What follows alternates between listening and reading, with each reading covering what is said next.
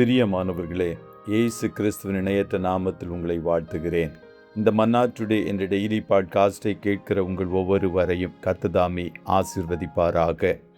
1 ராஜாக்கள் 18வது அதிகாரம் 41வது வசனம் இப்படியாய் கூறுகிறது. பின்பு எலியா ஆகாப்பை நோக்கி, நீர் போம், போஜனபானம் பண்ணும், பெருமழையின் இரைச்சல் கேட்கப்படுகிறது என்றான் என்பதாக. எழுப்புதலுக்கு விசுவாச செவிகள் வேண்டும். ரிவைவல் ரிக்வெஸ்ட் ஃபெய்த்ஃபுல் இயர்ஸ் என்ற தலைப்பின் கீழ் இன்றைய மன்னாவை தியானிக்கப் போகிறோம். எலியா ஊழியம் செய்த நாட்களில் தேசமெங்கும் கேட்ட சத்தம், 3.5 வருடமாக மழை இல்லை, வயலில் விளைச்சல் ஒன்றுமில்லை, வீட்டில் அப்பமில்லை, ஆறுகளில் குடிக்க தண்ணீர் இல்லை, குதிரை மேய்வதற்கு புல் இல்லை என்றுதான் ஜனங்களுக்கு கேட்டுக்கொண்டிருந்தது.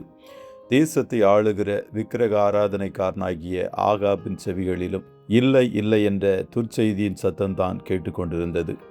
அரண்மனையில் உள்ளவர்களுக்கும் கூட அப்பமில்லை, தண்ணீர் இல்லை, குதிரைக்கு புல்லும் இல்லை என்ற சத்தம்தான் கேட்டுக்கொண்டிருந்தது. ஆனால் விசுவாசத்தில் வாழ்கின்ற எலியாவின் செவிகளில் மாத்திரம் பெருமழையின் இரைச்சல் சத்தம் கேட்டது. ஏன் எலியாவுக்கு மாத்திரம் வேறு விதமான சத்தம் கேட்டது? காரணம், அவன் ஆவி வித்தியாசமானது, விசேஷமானது. எழுப்புதலை வாஞ்சிக்கிற நமது காதுகளில் பெருமழையின் இரைச்சல் சத்தம் கேட்கிறதா?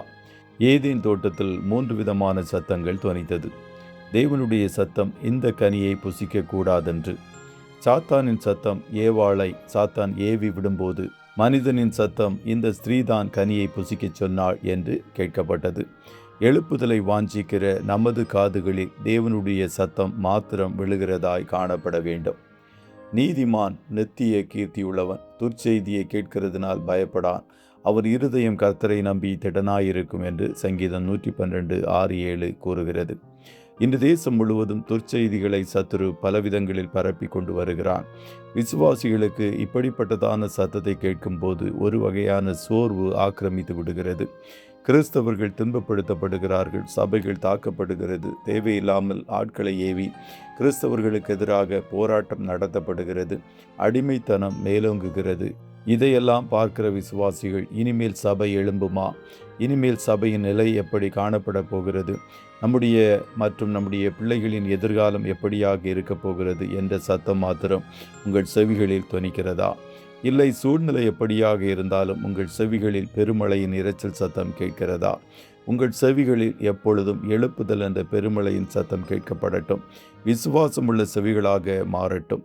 பூமியின் மேல் அக்கினியை போட வந்தேன், அது இப்பொழுதே பற்றி பிடித்து எரிய வேண்டும் என்று விரும்புகிறேன் என்று சொன்ன இயேசுவின் வார்த்தை ஒருபோதும் பொய்யாய் போவதில்லை. ஆகையால் உங்கள் செவி எழுப்புதலின் சத்தம், பெருமழையின் சத்தம் மாத்திரம் கேட்கப்பட விசுவாச செவிகளை உடையவைகளாய் இருக்கட்டும். கர்த்தர் உங்கள் ஒவ்வொருவரையும் ஆசீர்வதிப்பாராக. ஜெபம் செய்வோமா? நல்ல தகப்பனே, உம்மை நன்றியோடு துதிக்கிறோம். இந்த மன்னா டுடே என்ற டெய்லி பாட்காஸ்டை கேட்கிற உம்முடைய பிள்ளைகள் ஒவ்வொருவரையும் கர்த்தர் ஆசீர்வதிப்பீராக. அப்பா, இந்த கடைசி நாட்கள் எழுப்புதலின் காலம் என்ற ஒரு உணர்வோடு நாங்கள் வாழ்வதற்கு கர்த்தர் நீர் உதவி செய்யும். விசுவாச வார்த்தைகளை பேசவும், எங்கள் செவிகள் விசுவாச வார்த்தைகளை கேட்கவும்படிக்கு கர்த்தர் செய்வீராக.